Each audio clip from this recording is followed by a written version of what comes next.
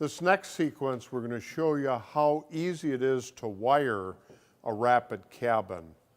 Now earlier we told you we have everything pre-drilled. The wild card is the foam, but we've pre-slotted the foam. We haven't taken the foam out of the slot yet because we don't know if you're going to put a wire in there or not. So we're going to run a wire around the corner. Al is going to pop that piece of foam out in the corner. And we do that just with a putty knife or a flat bar or whatever. If you bend it back and forth, it'll pop right out of there. This is always a difficult thing for electricians, is trying to cut the slot for their electric. We provide for it. Although it's a little goofing around taking it out, you got her. Now that slot is deep enough so that the wire can go behind that vertical. So take it out on the left side there also, Al, the foam. So you may deform the foam a little bit, no problem. So again, instead of having to worry about a hot knife or anything like that, we got this all set up for you. Now that we've got the foam cleaned out of the wiring grooves, we're going to show you how to get around the corner. Again, we left a hollow spot there. When we get around the corner, we're going to fill that with great stuff, but right now that gives us an easy access point to get wires around the corner. That's why we've left that corner piece up off the bottom a little bit. So Al, put a little bend on there, and sometimes just sticking your finger in there, you can kind of feel it and shove it through. Once you've done this about 10 times, it'll come real easy for you. So all he's going to do is pull some wire out there. Now this wire we're going to backtrack into where we actually wire. So we just took a piece of wire here. Most of the time you guys will use a coil, but you can see we put it in behind the thing, in behind that center stud. Now he's going to put it through into the vertical here on the right, Al. Let's put it in there. Then we can determine how much wire we need. You're going to need about 8 feet or so around the corner and about 6 feet before. Now he'll pull that, okay? Now we're tight. Now we have, in any one of these chases here, we can put electrical. It could be just for a couple of outlets. You could raise it up and you could put a 4-inch box here, say above a countertop with a switch, maybe for a disposal, or you could put actually a switch bank in here for ceiling lights. Up here, sometimes we just put a sconce light inside a bedroom, give you a nice ambiance, say in a great room, or on the outside, that's a great place to drill through that outside cover board and put a spotlight. So this has incredible flexibility to be able to put wiring wherever you want without much drilling at all.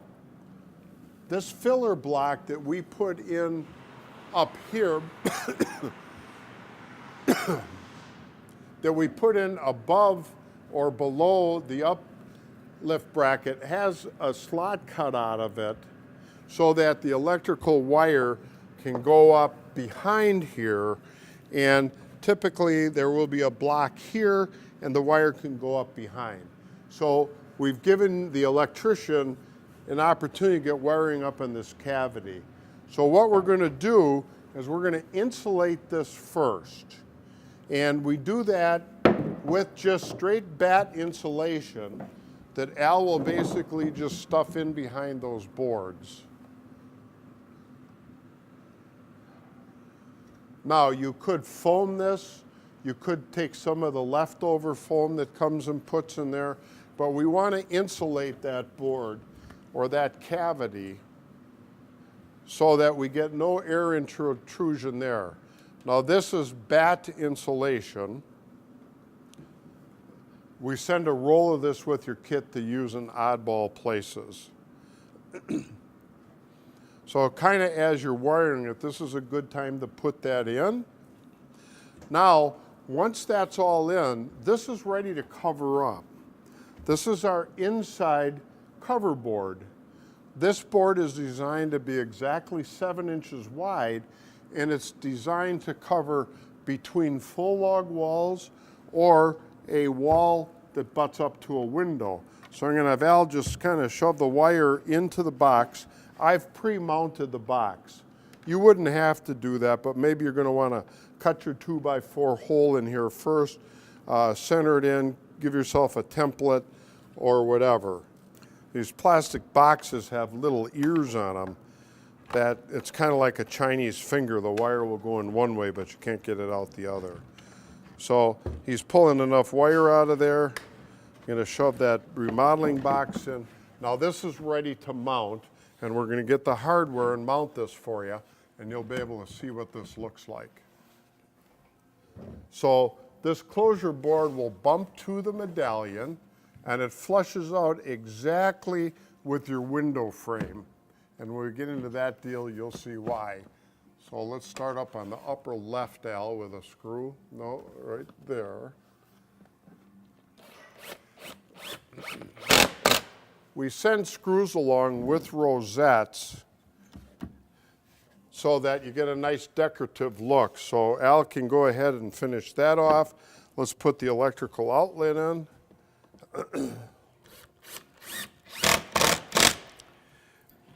And we're just going to put this very, very loose because we got 2 more boards to put in the bottom.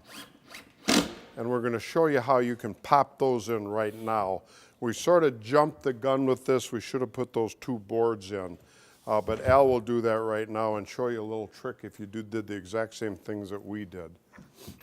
So what he'll basically do is slide that in behind, because we haven't tightened that, and bring it up.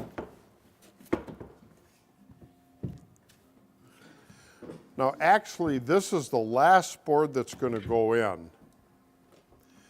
The bottom board is going to be our base board, and it'll shoot right tight to the corner. So we send along also a sculptured baseboard that's set up to fill that in. Now we don't do that because we don't know what you're doing for your floor covering. If you might add another layer of hardwood on top of this or your carpeting.